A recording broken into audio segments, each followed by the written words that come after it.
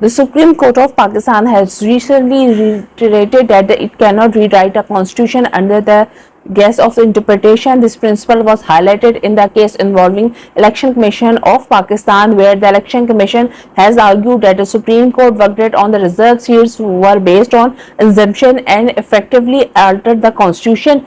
Key points: judicial interpretation versus constitutional amendment. The judiciary role is to interpret the constitution, not to amend or rewrite it. This principle ensures the separation of power, where the legislative is responsible for creating and amending laws while the judiciary interprets them. Case background: the Election Commission challenged Supreme Court decision regarding the allocation of reserved seats to Pakistan Tehreek-e-Insaf.